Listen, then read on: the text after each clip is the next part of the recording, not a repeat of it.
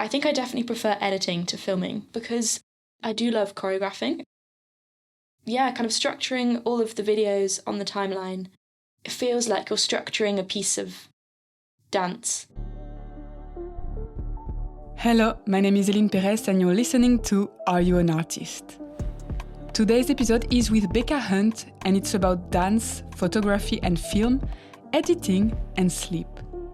I trained with Becca and absolutely love her work, so I'm glad to introduce you to this wonderful artist.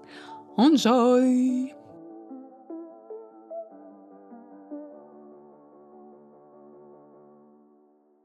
Dear Becca, we trained together in contemporary dance, and you already seemed passionate about cameras and filmmaking.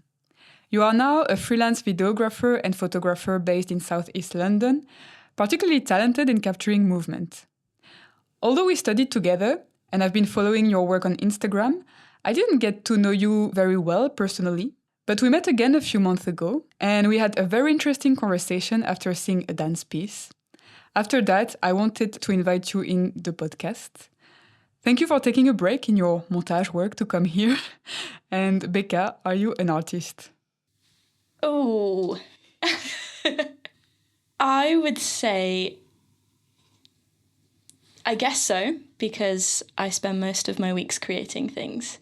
But I don't think it's something I've ever actually called myself before. Do you remember as a child, were you already creative? Were you moving? Were you interested in cameras or?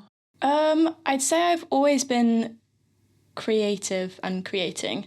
Yeah, I started dancing when I was 3 and 4, I think, like a lot of people. Oh, wow. Yeah, ballet, tap and jazz. And I've definitely always leant towards the creative subjects. Doing art in my free time, like painting. And I think I am quite aesthetically driven.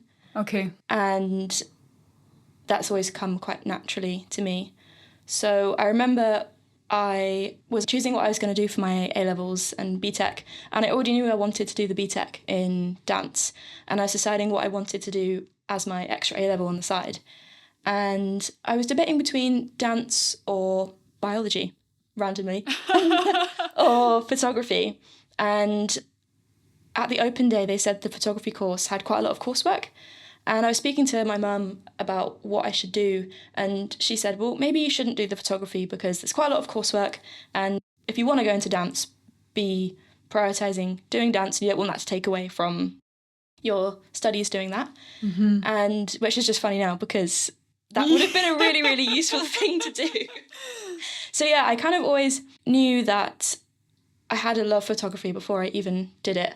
And kind of like similarly, when we were at Laban and they were giving us the options of which electives to do. Mm-hmm. And when they said dance film, I was like, I hope there's enough spaces on that elective because like I know I need to do that. Wow, yeah, I remember you were really into that, mm-hmm. Whereas I was a bit like, okay, I'll do that. Yeah, so much fun. So yeah, I actually didn't really start taking photos and doing video and properly until at Laban. It wasn't really something I did as a hobby before. Okay. More so than just on my phone. But it's something that I knew I was interested in because even when Instagram kind of first came out, uh-huh. And like taking photos just on my phone and posting them and making sure my grid looked a certain way, that's always been something that's... Oh, wow, yeah. And when did you get your first camera? My first camera, so I borrowed my mum's old one first. Mm-hmm. I can't remember the specific brand. It was, Panasonic Lumix camera. And I used that for maybe a year when we were doing the elective at Laban, and then it was during actually that elective that I kind of had a light bulb moment of like, that's definitely what I want to go and pursue. Mm-hmm. And that is when I invested in my first proper camera. Wow. Only 7 years ago. That's crazy. And so how was it for you because you finished the dance training, but you already knew that you wanted to... Yeah. So when I was applying to go to dance school and whilst we were at Laban, I didn't know what I wanted to do with the degree. Yeah, I think like a lot of people. Oh, yeah. Some people would definitely, I want to be a performer, or I want to teach, I want to choreograph. Yeah. I didn't really want to do any of them. I just knew I liked dancing. And I didn't really let it stress me out too much, just did That's the degree. So healthy, yeah. But yeah, it was when we had that elective and a few weeks into it, I remember it so specifically. I was in my old flat in Deptford on the end of my bed, and it was like, okay, great, I'm just going to put all my energy into this now. Oh, wow. And so, yeah, that was my topic for dissertation. And yeah, that was the moment that I started just asking anyone, do you need things filmed? Yeah, I want to learn. And yeah, it kind of went from there, really. So after the training, how did you start working professionally and being paid for that? So I knew I was going to have to get some kind of day job. So worked in a cafe, classic, for 3 years. But that was really nice because obviously get a regular income. So didn't have to worry about money, and then just basically started asking people that I wanted to work for to do stuff for free initially. I know they say you shouldn't do that, but yeah, I think when you're learning, it's also an entry point, you I have guess. to, yeah. I don't know, even now, I still recommend when people ask me questions like this, I always say actually just every now and again doing a job for free can really have quite a few benefits, I think. Depends. But actually my friend David, who runs EQ Dance Company, I remember he was the first person that gave me paid work. And we like sat down once and really like helped me to figure out what I should be charging at like that stage, and guided me into it in a safe space. That was someone that was already my friend, so it didn't feel like a proper professional job. And so after that, I kind of had that little bit of experience and kind of knew what I should be charging if people had funds. But yeah, I'd say the first 2 years was a lot of unpaid work, but I learnt so much from doing those jobs. Yeah. And then when I felt confident enough that I was happy with what I was producing, then I would start to reach out to people in a different way, offering my services for free. Not because I'm learning, but because I want to build up my portfolio. Okay. And if you do one job for someone unpaid and that they like what you do, I think in my case, like 90% of the time, I've been asked back with a fee the next time. So yeah, I would definitely say that's been like that's good. My way into things.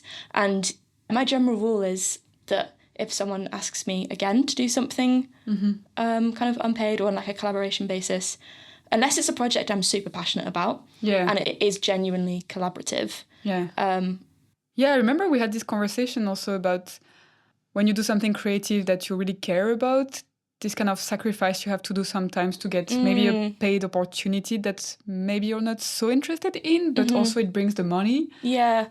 Or doing some stuff that you really want to do, but you're not paid. And how do you find the balance? I think I actually saw a video a couple of days ago which described perfectly what I do already.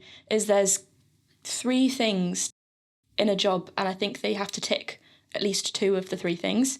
One is, are you passionate about it, and does it align with where you want to go with your practice? The second one, is it a new person you've not worked with before and could build your network, and it's someone you genuinely really admire?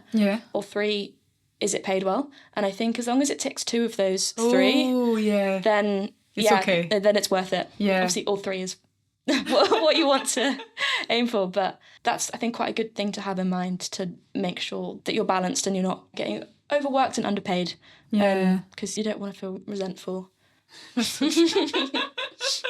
Bitter forever.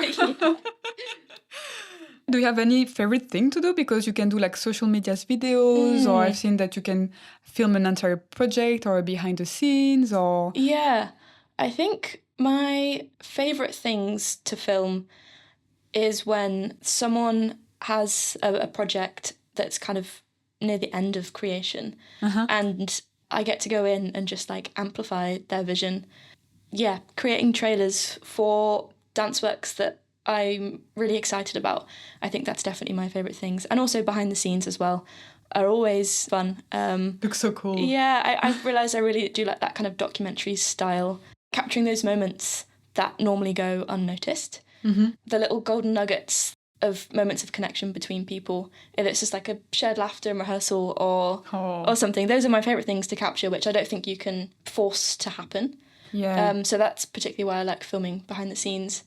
And something I don't do much of at all that I really want to change this year is making more dance films. Creating something for the purpose of being filmed, not for stage. I haven't really done anything like that probably since Laban. Wow. Definitely just time is the reason why. Yeah, so I'm really hoping this year, I'm actually going on screen dance residency with Katrina McPherson in June in Eastdale, which I'm super excited about. It's just a week where I can kind of get in touch with that side of my practice again. Nice. Yeah, massively looking forward to that. And when you do a project for someone, how much freedom do you like to have? Because I guess it's a balance between having a direction and doing something that they will like, but also having space. Yeah. It completely depends person to person who I'm working with. Some people have really specific ideas of how they want a video captured and messages they want to show to audiences. In those instances, I guess not too much freedom, but you can't help but have a style. So my style will still show, even though there's been quite clear direction. Yeah. And yeah, some people, maybe they haven't worked with a videographer before, or I don't know, sometimes there's just so much that happens in a project that you haven't got time or space to think about those kind of things, because quite often they're a bit of an afterthought. They just come right at the end of a project. Oh yeah, we should probably get this filmed. In which case, there's quite a lot of freedom. But after capturing people's work, you do get a sense of what they want to show generally. Yeah, because you've witnessed the creative process and everything. And for sure. And my favourite kind of things to work on is definitely when people say, I've seen your work and I trust you, so yeah, we want a video by you, so just create. That's definitely my favourite. And do you know how to describe your style? It's a really good question. I know, I'm a good interviewer.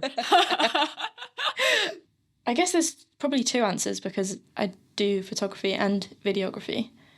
I think it's changing all the time. Yeah, because you're evolving all the time, I guess, and you have... Even a video I made probably 6 months ago, I don't necessarily resonate with all of it anymore. I'd say one thing, especially in my video work, that is definitely consistent is the way I use music. There's a massive inspiration, and quite often is where the structure comes from for a video.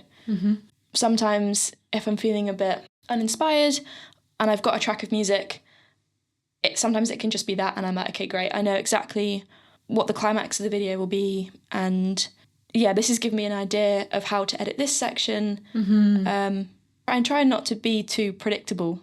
There's a fine line of like using the music, because I don't want it to... Ta-da! Yeah, And chant. Exactly. Look, The obvious things, and you're like, okay, I know what's gonna come next. Yeah, exactly. But I've been used to dancing to music for years, and when you look at something that's not on the music, it feels a bit off. But sometimes I try and actively go against this to try something new, but I just find it doesn't flow. Yeah. Let's try. Oh no! Yeah. And I think also in terms of my style, probably I would hope that my dance background kind of also shows in that.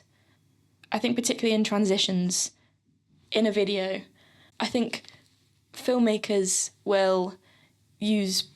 I say filmmakers as if I'm not one, but I think... Non-dancers, filmmakers. Yeah, they'll probably have lots of other transitions between shots that they go to, and the more technical ways of doing things, but often I'll use a movement as a transition, even if it's two separate movements and it wasn't from the same sequence, but if it's got the same energy towards it, or the same dynamic, or it's something that's turning, if it's going in the same direction, that's quite a useful one. Yeah. Or sometimes completely opposite. Sometimes it could be a really like fast piece of movement, so it's really nice to contrast it with a real like sustained moment. I quite like using that. So I think a lot of the way I edit is quite subconscious. Yeah, it's very intuitive, I guess. And the more you do it, the more you definitely define things. And for sure. And you film mostly dance, but also music, right? Yeah. Concerts and... Yeah, I'd say at the moment probably 70% dance, 30% music. And nothing else? Like you wouldn't do a short film or something? At the moment, no. I've done a few things in the past that hasn't been these two. Okay. And I just don't find it interesting. Yeah, I think particularly if it's not people, like still life doesn't really interest me at all. I think I need the energy exchange from working with people. When I'm photographing musicians, if I'm photographing a musician who moves around a lot, immediately I'm a lot more inspired. Wow. Do you do music as well? No. And I Okay. think that's why I like photographing and filming music, because I really wish I had been forced to play an instrument. I'm such an avid music listener, and this feels like my way of being in that industry. Okay, yeah. Yeah, I hope I get to film and photograph more music. My friend Abby, she's just signed a record deal and she might be having a tour. So if that all happens, she's asked if I want to come along with her as her photographer. Oh, wow. Which is just like... So cool. Yeah, my ideal thing to happen. Yeah. And do you still dance today? No. No, I really wish I did. And it's not because I don't want to. I just am riddled with injuries, and it's more of a mental block. Like, I probably could take a class, but I would just be freaked out that, I don't know, my knee would go. Yeah. So kind of yoga has replaced that for me. Yeah. Scratches my movement itch in a slightly different way, in a controlled way. How did you find the dance training?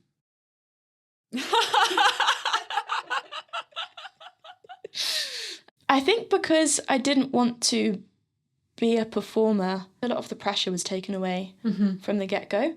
I didn't necessarily feel like I had to utilise everything because I wanted to end up on stage. Yeah. And yeah, I do look back and feel like positively. I was just so injury-ridden. Yeah. And I think definitely in our third year, I'm not sure if it was, but it felt like my knee was dislocating every week. Wow. And I was just trying to get through.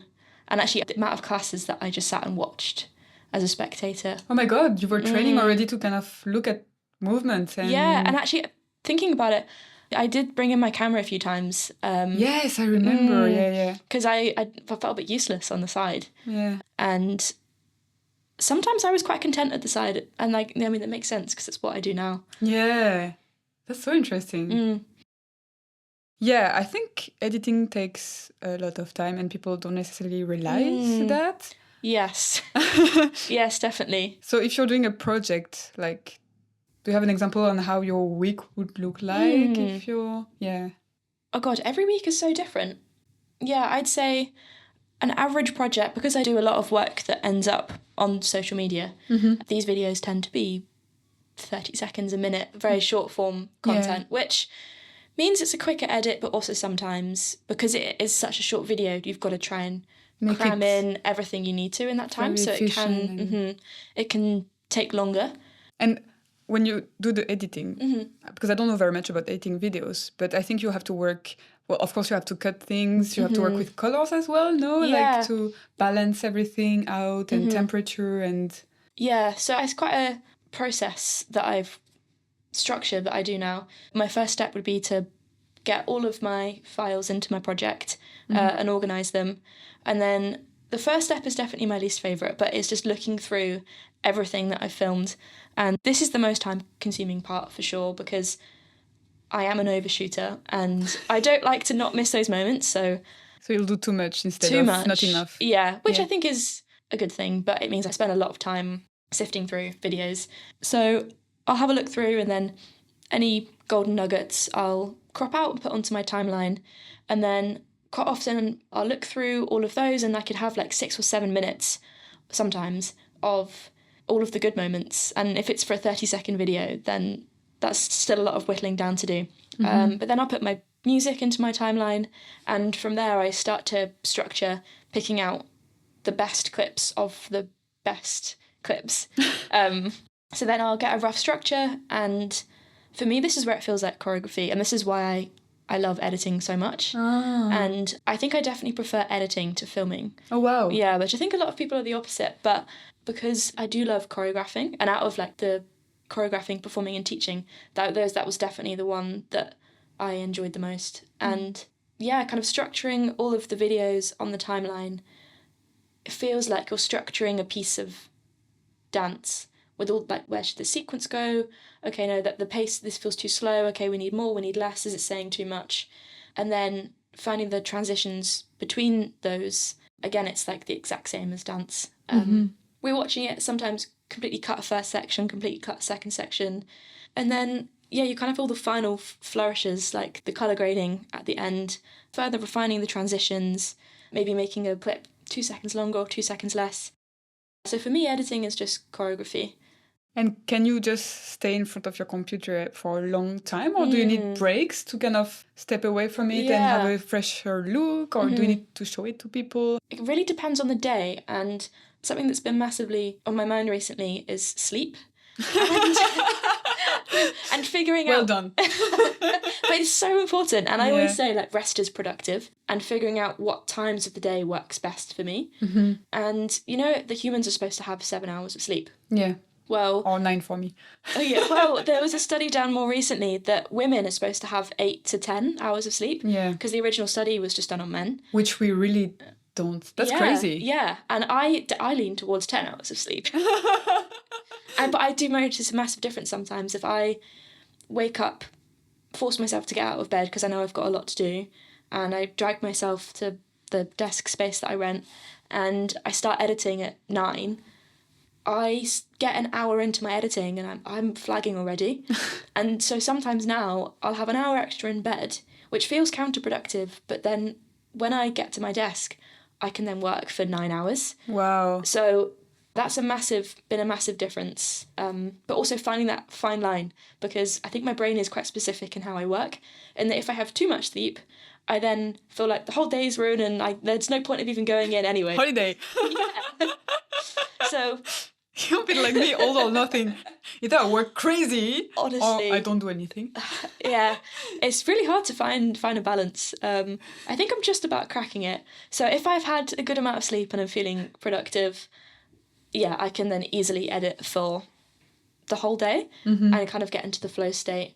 And I think that's definitely when I make my best stuff. Yeah, some days if I'm editing and I'm just not feeling it, I'm actually better like stepping away and coming in the next day. I can't force it. I think you can't force creativity. Yeah, that's so true. Yeah, I'm better off, okay, let's just do some emails instead, let's do some invoices, or let's go home and clean the bathroom. Like, I'm better off doing that. And just, obviously, if I've got a deadline, then that's a bit different, but... Yeah, you're really figuring out your own best way to work. Yeah, and what I will do as well with video, but more so with photos, is... say if I edit a load of photos, I won't send them off straight away to who I'm working with. I always like to come and look at it with a fresh pair of eyes. So I'll try and relook at them the next day, quite often change a load more stuff before sending them off. Or if I've changed more things, then I'd like to wait another day and look with fresh eyes. Yes, interesting. Yeah, so if I've got time, I definitely like to do that. And it is the same with video as well, is make something and step away, because... sometimes it can look totally different and I can think, what was I thinking? That doesn't work. Or opposite sometimes. I can really hate what I've made at the end of the day, come in the next day and think, oh, actually, it's fine. I just got in a frustrated headspace and... That's so interesting. I heard the same from painters. Like, they paint something and either they're very proud of it and the next day they look at it and it's awful, or like they think it's terrible and the next day they're like, oh, actually, yeah, there's something interesting. Yeah. If you've got a bit of time, I think... that stepping away is really important. Yeah. Did you have a favorite project that you worked for, or something that you were particularly proud to do? I'm quite lucky to work on so many small projects with so many different people, and sometimes they can happen in the space of 2 hours and I can edit them in half a day and then that's done. But all these projects hold such a special place in my heart, and I have so many like that it is hard to pick one. Yeah, one that's actually a little bit different because it was over a few weeks was back in 2022. I filmed and photographed the Hope for Justice, a project in Lewisham, which was the Borough of Culture for 2022, and there was 1,000 young people dancing, drumming, using spoken word, all for climate action and justice for the planet, and that was amazing. So you filmed that and... Yeah, I filmed and photographed all the rehearsals. Wow. And it was just so powerful to see, over 1,000 young people really, really standing for what they believe in. And there's something about, I think it was, again, because it was dance and music together, that just spoke to me. And the composer who wrote all the songs is a lady called Eska. And I remember after every single rehearsal, I just couldn't stop humming the music. It was so great. So yeah, that one definitely sticks out. Do you have inspirations or recommendations of, can be photographers you like, or even a book you've read? Yeah, amazing filmmaker and photographer, Dan Martin, is a massive inspiration and also just such a genuinely nice person. Feels crazy. I've actually never met him, but...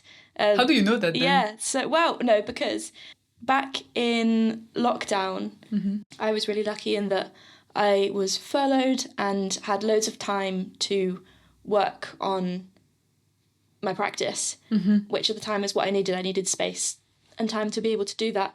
And I was back home in Cornwall and just every single day was generating a website and updating my show reel and learning as much as I could from YouTube about filmmaking. Yeah, shout out to YouTube because I wouldn't do what I do without it. It's the best school.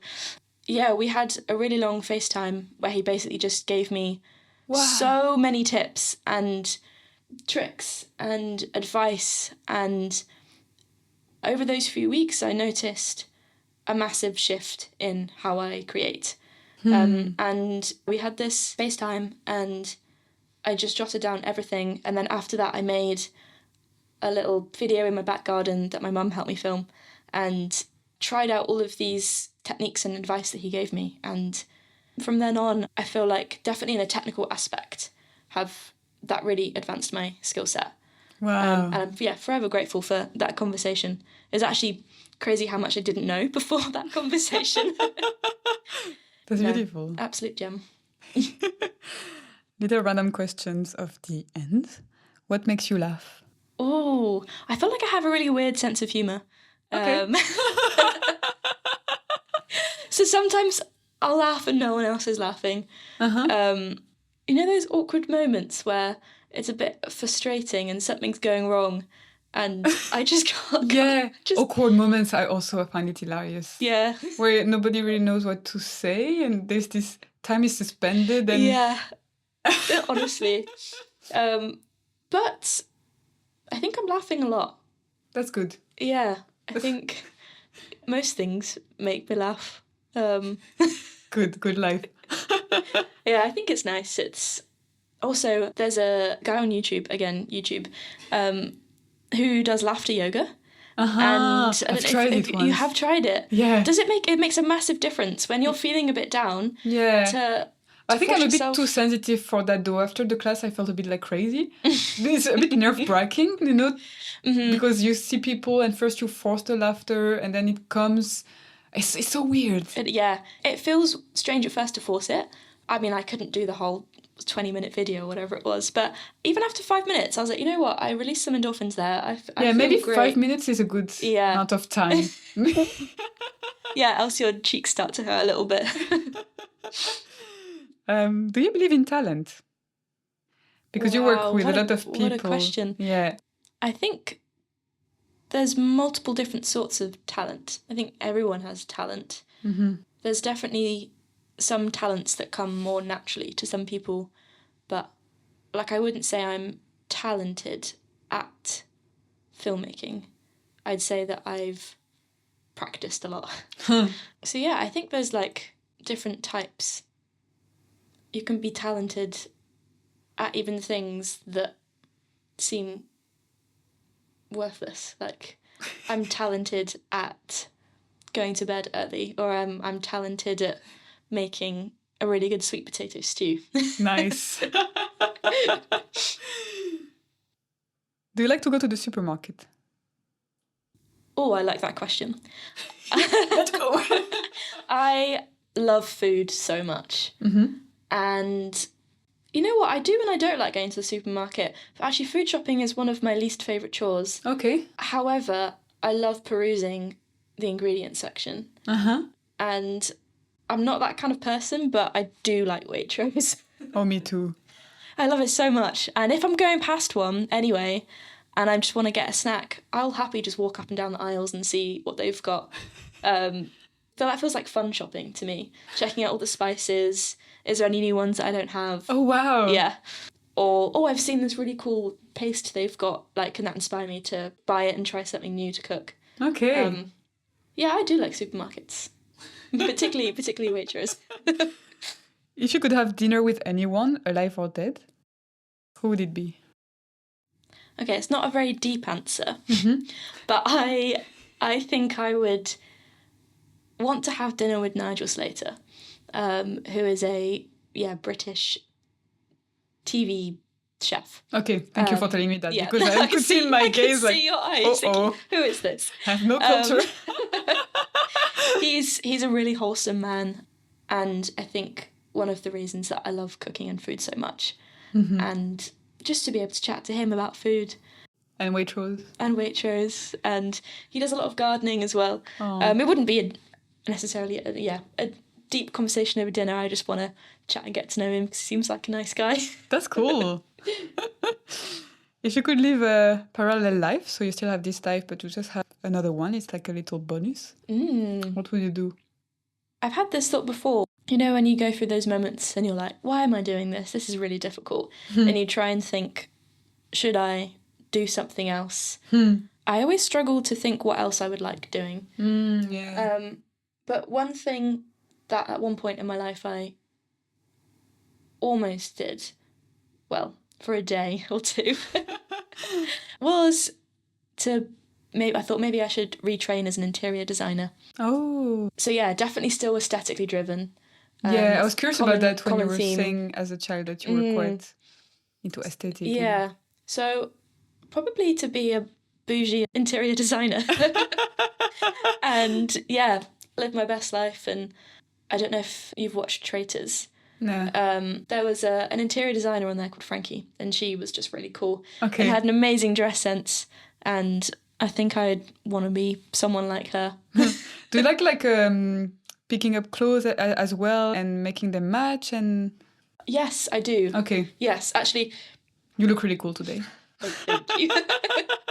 I actually picked up this little knitted, sparkly waistcoat yesterday from Deptford. There was a little flea market, and it was a bit of a magpie. It's really nice. And thank you. It was only £10, and so I snaffled this. But yes, I do really like curating my outfits. And actually that's what's quite nice about not dancing anymore. I think when I was dancing, everybody's dressed. I lived in my PJs, which is also great, also lovely. Very comfortable. Comfortable, but obviously you can't really wear any jewellery. Hair was just straight back. So what I really enjoy now is picking out kind of everyday human clothes. And yeah, I kind of always have lots of jewellery on, which I never did before. So that is one thing that I do enjoy from not dancing. Yeah. Cool. Well, thank you so much, Becca. That was amazing. No, thank you for having me.